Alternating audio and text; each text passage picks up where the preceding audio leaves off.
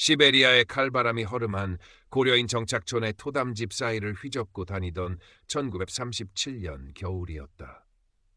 블라디보스토크에서 그리 멀지 않은 아무르 강지류 근처의 황량한 벌판에 자리 잡은 이 마을의 이름은 지도에도 없었다. 밤이 되면 늑대 울음소리만이 얼어붙은 대지를 가득 메웠고 낮은 지붕 아래 사람들은 희미한 등잔불에 의지해 기나긴 겨울밤을 견뎌내고 있었다. 안드레이 김, 23세 젊은 고려인 지식인은 낡은 외투 깃을 여미며 비밀스러운 기록을 이어가고 있었다. 그의 펜 끝에서는 사라져가는 공동체의 기억들, 억압 속에서도 간신히 명맥을 잇는 전통과 언어가 조심스럽게 되살아나고 있었다. 깊고 총명한 그의 눈빛에는 조국을 떠나온 이들의 슬픔과 그럼에도 불구하고 무언가를 지켜내려는 절박한 의지가 함께 어려 있었다. 부모님은 머나먼 땅에 정착하는 과정에서 병으로 돌아가셨고 그는 일찍이 고아가 되어 공동체의 보살핌 속에서 자랐다. 책을 통해 세상을 배웠고 지식의 힘으로 동포들에게 작은 위로라도 건네고 싶었다. 밤이 깊어지면 어디선가 구성진 노랫소리가 들려왔다. 소피아 리, 그녀의 목소리였다. 할머니와 단둘이 사는 그녀는 마을 사람들에게 작은 희망과도 같은 존재였다. 척박한 삶 속에서도 그녀의 맑고 강인한 눈빛은 빛을 잃지 않았고 그녀가 부르는 아리랑 가락은 얼어붙은 가슴들을 녹이는 힘이 있었다. 안드레이는 창밖으로 새어나오는 그 노랫소리에 귀 기울이며 잠시 펜을 멈추곤 했다. 그녀의 존재 자체가 이 혹독한 땅에서 버텨야 할 이유처럼 느껴졌다. 하지만 평화는 위태로웠다. 마을의 실질적인 권력자이자 지역당 간부와 결탁한 빅토르 페트로프. 탐욕스럽고 교활한 눈빛의 그는 같은 고려인이었지만 자신의 이익을 위해 동족을 착취하고 당국에 밀고 하는 것도 서슴지 않았다. 그는 오래전부터 소피아의 젊음과 아름다움을 탐내왔고 그녀의 할머니가 가진 얼마 안 되는 땅마저 빼앗으려 호시탐탐 기회를 엿보고 있었다. 그의 기름진 얼굴에 떠오르는 비굴한 미소 뒤에는 잔인한 속내가 숨겨져 있었다. 어느 날 저녁 페트로프는 술에 취해 소피아의 집을 찾아왔다. 이봐, 소피아, 언제까지 늙은 할망구 뒤에 숨어 있을 텐가? 그의 음흉한 시선이 소피아를 훑었다. 내게 시집 오면 자네 할머니도 자네도 편히 살게 해주지. 내 말 거역하면 알지? 이 땅에서 고려인으로 사는 게 어떤 건지. 그는 할머니의 땅 문서를 흔들어 보이며 비열하게 웃었다.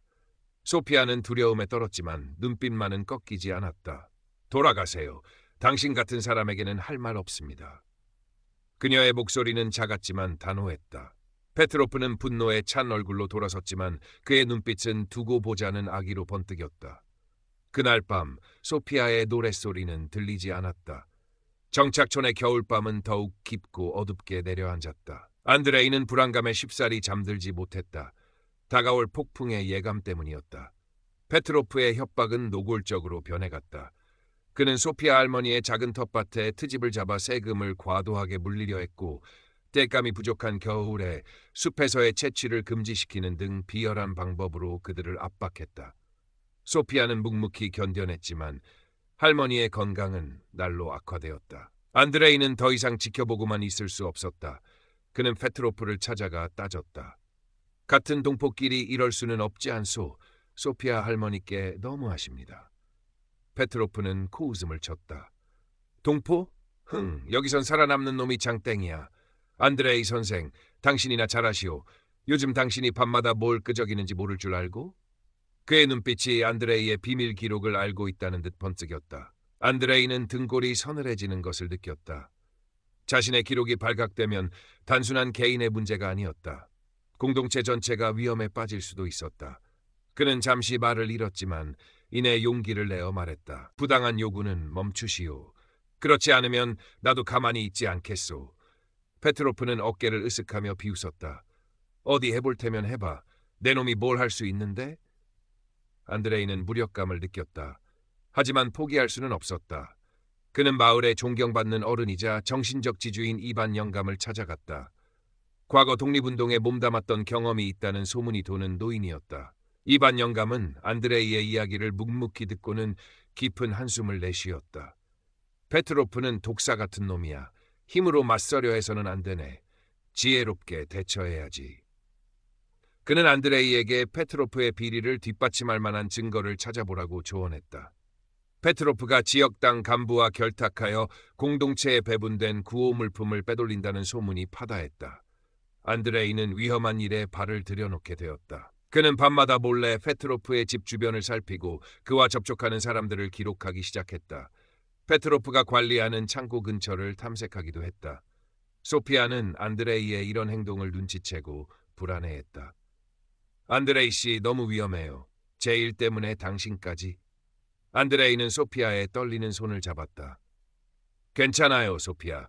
당신과 할머니를 위해서만이 아니에요. 이건 우리 모두의 문제니까.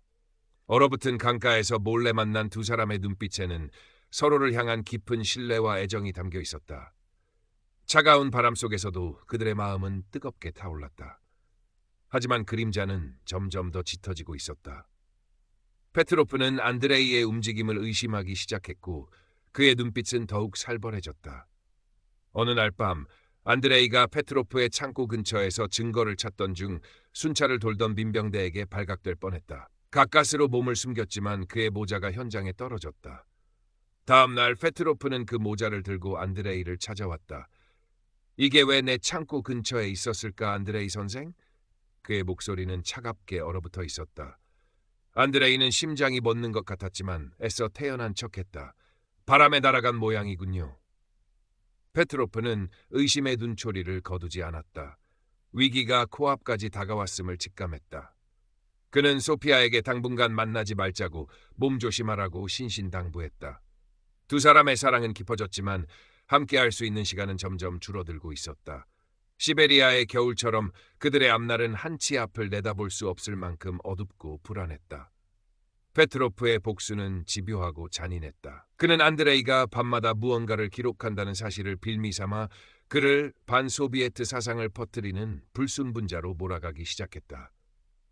지역 내무인민위원회 익명의 투서를 넣고 안드레이가 몰래 가르치는 아이들의 부모들을 협박하여 거짓 증언을 하도록 종용했다. 마을에는 흉흉한 소문이 퍼졌고 사람들은 안드레이를 피하기 시작했다. 안드레이는 깊은 고립감에 시달렸지만 자신의 기록만큼은 지켜내야 했다. 그것은 단순한 일기가 아니라 사라져가는 민족의 혼을 담은 증언이었기 때문이다. 결정적인 위기는 예고 없이 찾아왔다.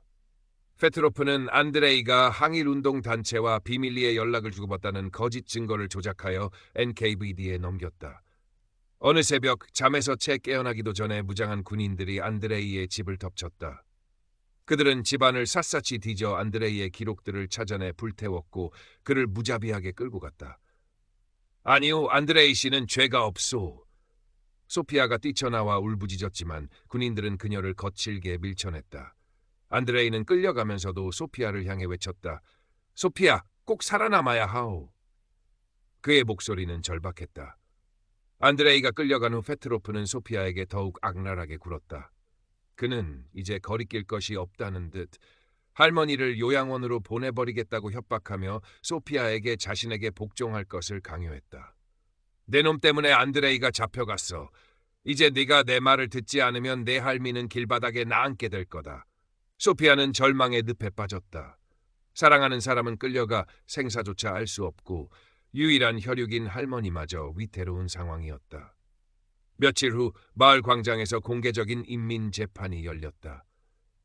페트로프는 소피아를 끌어내 안드레이의 반역 행위를 비난하며 그녀에게도 안드레이와의 관계를 청산하고 소비에트 인민으로서 충성을 맹세하라고 강요했다. 그는 소피아가 굴복하는 모습을 보며 자신의 권력을 확인하고 싶어 했다. 많은 사람들이 두려움에 침묵하는 가운데 페트로프는 소피아의 턱을 잡고 억지로 고개를 들게 했다. 자, 어서 말해. 안드레이는 반역자라고. 그리고 나 빅토르 페트로프에게 충성을 맹세한다고. 그 순간 소피아의 눈빛이 변했다. 깊은 슬픔과 두려움이 가득했던 눈에 강렬한 저항의 불꽃이 타올랐다. 그녀는 페트로프의 손을 뿌리치고 광장에 모인 사람들을 향해 외쳤다. 안드레이 씨는 죄가 없습니다. 진짜 죄인은 바로 당신, 빅토르 페트로프요. 당신은 우리를 속이고 착취하며 당신 배만 불렸소. 그녀의 목소리는 떨렸지만 그 어떤 외침보다도 힘이 있었다. 사람들은 술렁이기 시작했다. 페트로프는 당황했고 분노로 얼굴이 시뻘개졌다. 저 미친년을 당장 끌어내! 페트로프의 수하들이 소피아에게 달려들었다. 그녀는 필사적으로 저항했지만 결국 힘에 부쳐 쓰러졌다. 그들은 소피아를 질질 끌고 어디론가 사라졌다. 그 후 소피아를 본 사람은 아무도 없었다. 어떤 이들은 그녀가 머나먼 강제 노역소로 끌려갔다고 했고, 어떤 이들은 그날의 충격으로 정신을 놓아버렸다고도 했다. 확실한 것은 그날 이후 소피아의 맑고 청아했던 노랫소리는 정착촌에서 영원히 사라졌다는 사실이었다. 안드레이가 없는 정착촌은 깊은 침묵과 절망 속에 잠겨갔다. 이반 영감은 굳게 입을 다문 채 먼 하늘만 바라볼 뿐이었다. 시베리아의 겨울은 끝날 기미를 보이지 않았다. 시간은 속절없이 흘러갔다. 얼어붙었던 아무르 강이 녹고 짧은 여름이 지나고 다시 혹독한 겨울이 찾아왔다. 꼬박 2해가 지났다. 안드레이는 머나먼 시베리아의 강제노동 수용소에서 살아남았다.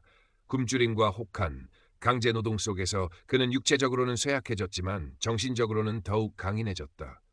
동료 수감자들의 죽음을 목격하며 그는 반드시 살아남아 페트로프의 죄악을 밝히고 소피아를 찾아야겠다고 다짐했다. 그의 눈빛은 이전의 순수한 지식인의 그것이 아니었다. 깊은 고통과 분노, 그리고 강철 같은 의지가 담겨 있었다. 스탈린 사후 정치적 변화의 바람이 불면서 일부 수감자들이 석방되기 시작했다. 기적적으로 안드레이도 그 명단에 포함되었다. 풀려난 그는 주저없이 정착촌으로 향했다.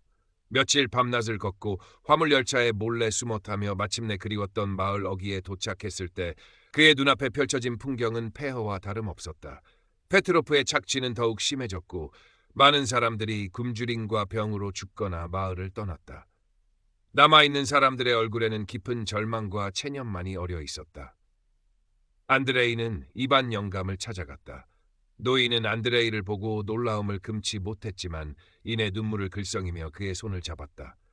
살아 돌아왔구먼, 살아 돌아왔어. 안드레이는 떨리는 목소리로 물었다. 영감님, 소피아는 어떻게 되었습니까? 이반 영감은 차마 입을 떼지 못하고 고개를 떨었다. 그의 침묵 속에서 안드레이는 최악의 상황을 예감해야 했다. 이반 영감의 이야기는 충격적이었다. 소피아는 그날 광장에서 끌려간 후 페트로프에 의해 정신병원이라는 이름의 수용소에 감금되었다. 끔찍한 학대와 충격 속에서 그녀는 완전히 말을 잃어버렸다고 했다. 얼마 전 페트로프가 그녀를 쓸모없다며 병원에서 내쫓아 지금은 마을 변두리 폐가에서 할머니와 함께 겨우 연명하고 있다는 것이었다.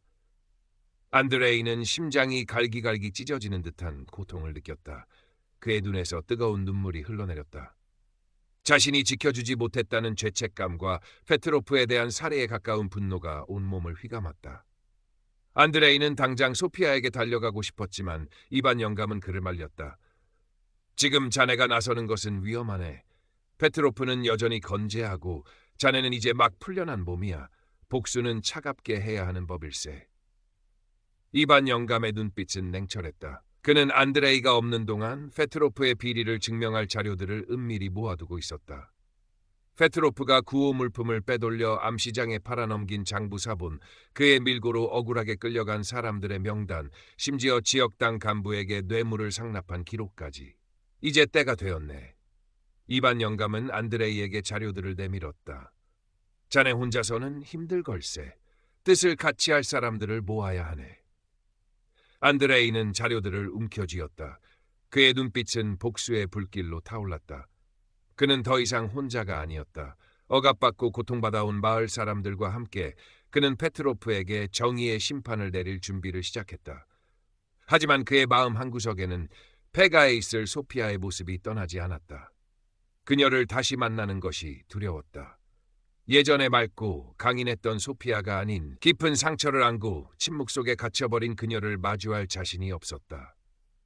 안드레이는 밤낮으로 움직였다. 이반 영감과 함께 페트로프의 만행에 치를 떨던 몇몇 마을 사람들을 은밀히 만났다.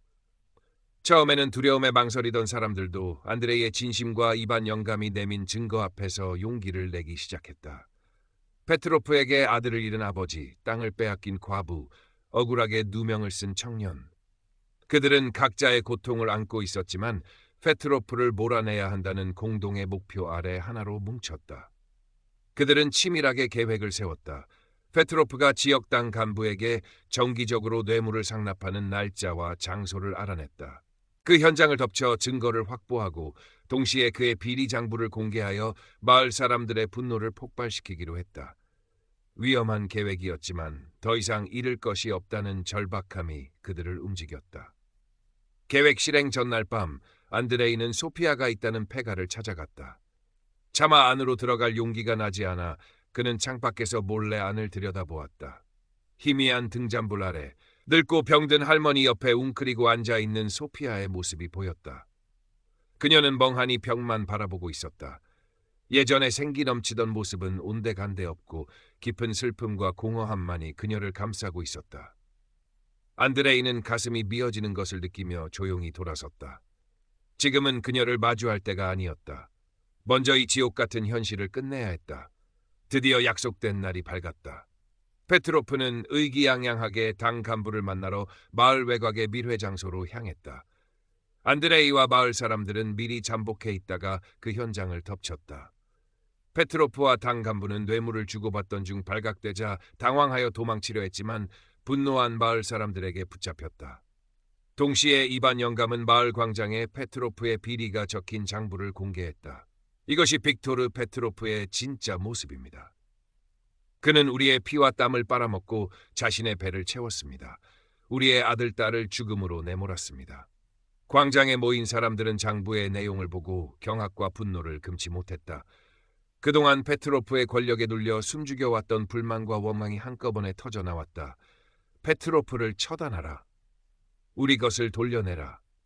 성난 군중은 페트로프의 집으로 몰려갔다. 페트로프는 자신의 집에서 저항했지만 결국 성난 마을 사람들의 손에 끌려 나와 광장 한복판에 무릎 꿇려졌다. 그의 얼굴에는 더 이상 오만함 대신 비굴한 공포만이 가득했다.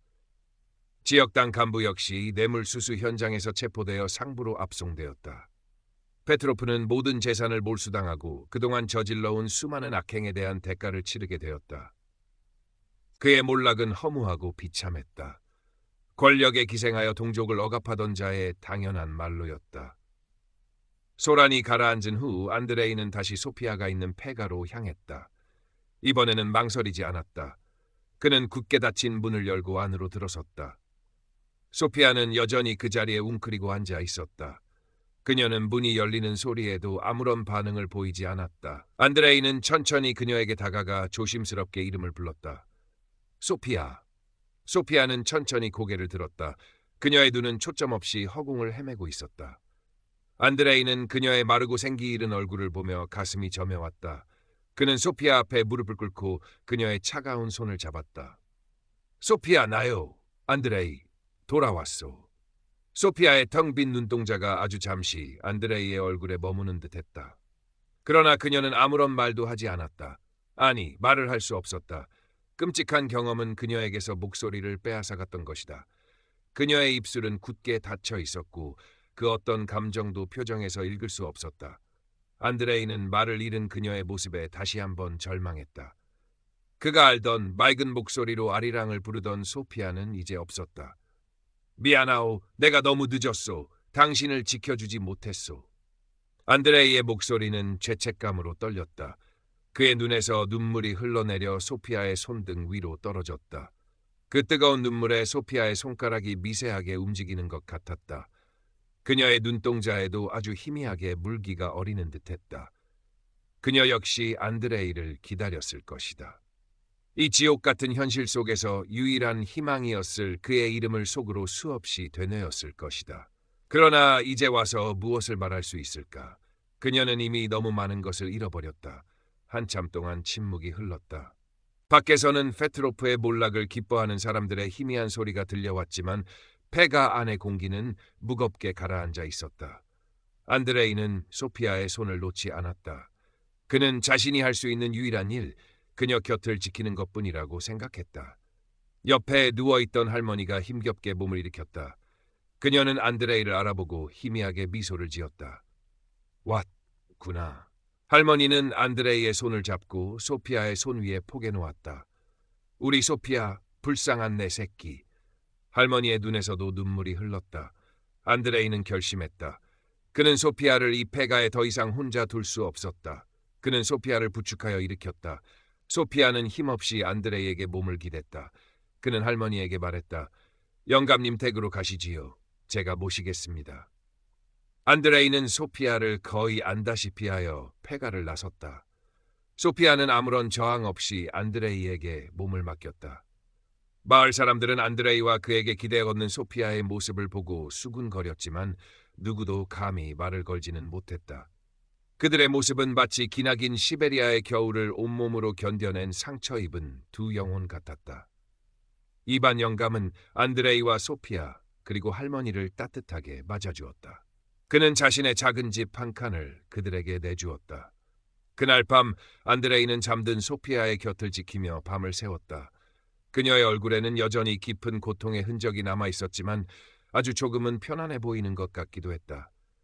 안드레이는 그녀의 곁에서 조용히 속삭였다. 소피아, 이제 괜찮을 거요. 내가 당신 곁에 있겠소. 언제까지나. 그의 목소리는 낮고 부드러웠지만 그 어떤 맹세보다도 굳건했다. 시간이 약이라는 말은 때로 잔인하게 들리지만 더디게나마 흘러가는 시간 속에서 소피아는 아주 조금씩 변화하기 시작했다.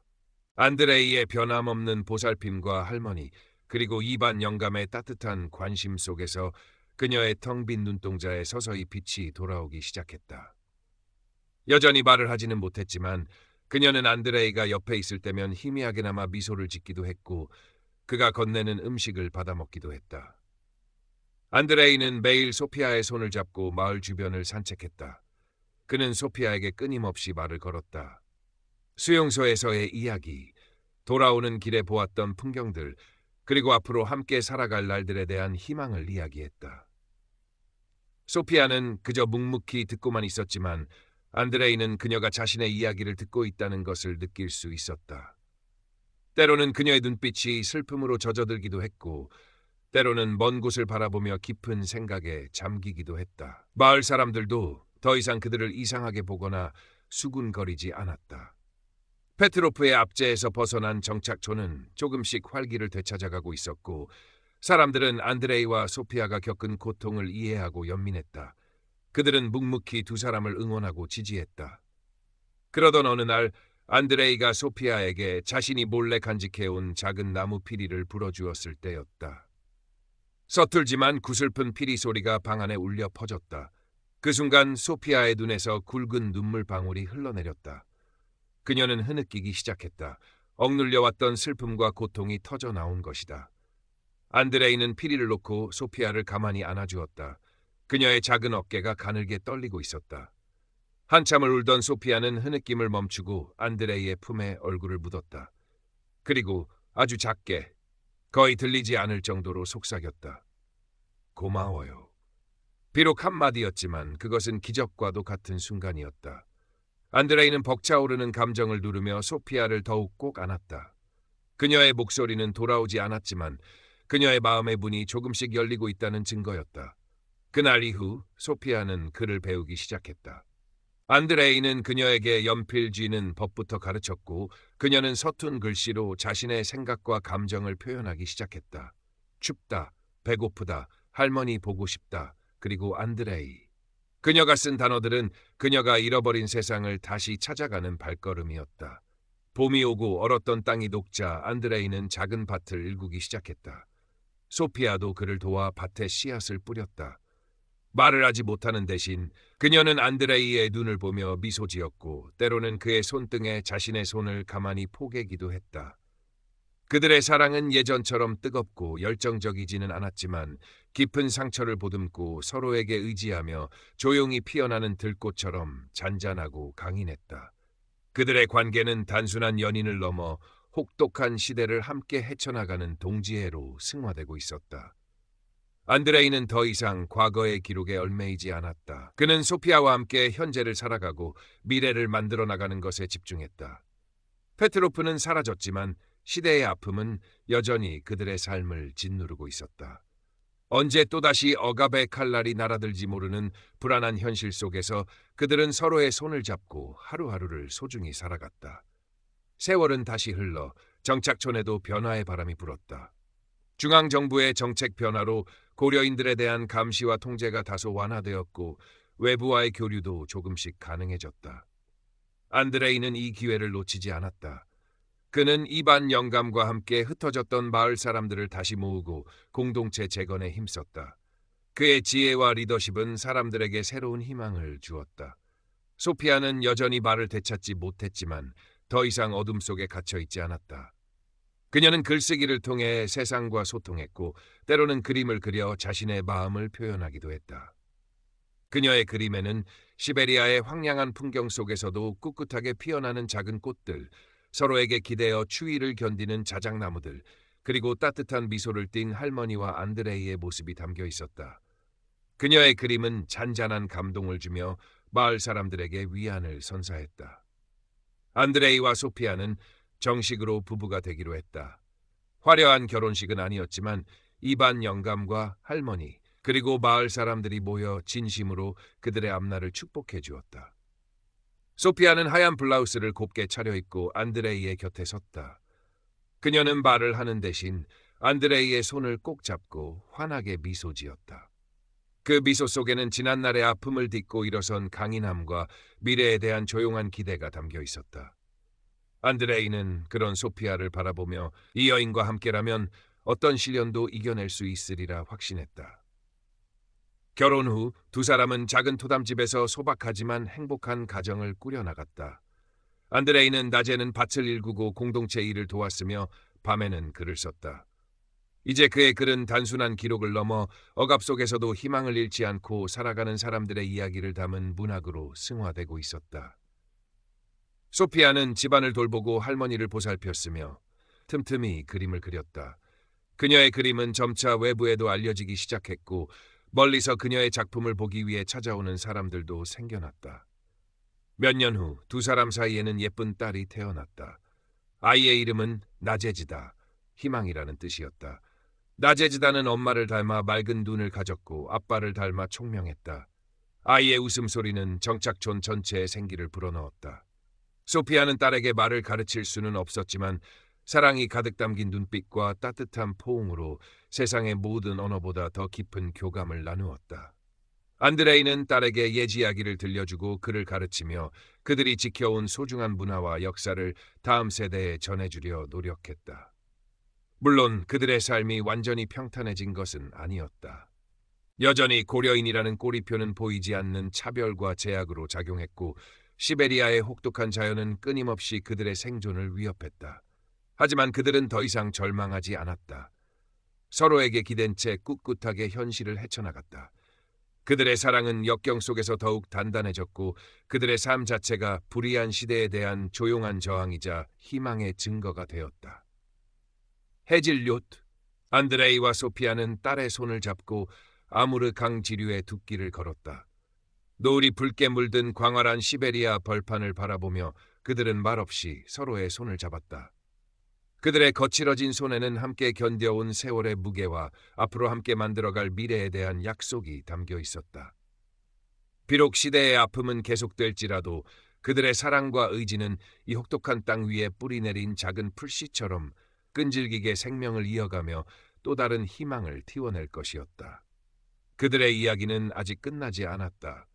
그것은 시베리아의 바람 속에 계속해서 쓰여지고 있는 끝나지 않은 노래였다. 안드레이의 글은 점차 더 많은 사람들에게 알려지기 시작했다. 처음에는 필사본 형태로 고려인 공동체 내에서 조심스럽게 읽히던 것이 점차 외부로 알려지면서 러시아 지식인 사회에서도 주목받게 되었다. 그의 글에는 단순히 고려인 이주민의 고된 삶을 넘어 인간의 존엄성, 역경 속에서의 희망, 그리고 불의에 맞서는 용기라는 보편적인 주제가 담겨 있었기 때문이다. 특히 페트로프와 같은 인물로 대표되는 부조리한 권력에 대한 날카로운 비판과 그 속에서도 인간성을 잃지 않으려는 민초들의 강인한 생명력에 대한 묘사는 많은 이들에게 깊은 울림을 주었다. 소피아의 그림 역시 마찬가지였다. 그녀의 그림은 말을 잃은 대신 얻게 된 또 다른 언어였다. 그녀의 작품 속에는 시베리아의 혹독한 자연과 그 안에서 살아가는 사람들의 모습이 담담하면서도 따뜻한 시선으로 그려져 있었다. 특히 그녀가 즐겨 그린 눈 속에서도 꿋꿋하게 피어나는 작은 야생화 그림은 많은 사람들에게 희망과 위로를 전해주었다. 그녀의 그림은 몇 차례 전시회를 통해 소개되었고 비평가들로부터 침묵 속에서 피어난 영혼의 노래라는 찬사를 받기도 했다. 나제즈다는 무럭무럭 자라났다. 아이는 엄마의 침묵 속에서도 사랑을 읽는 법을 배웠고 아빠의 이야기를 통해 세상을 이해했다.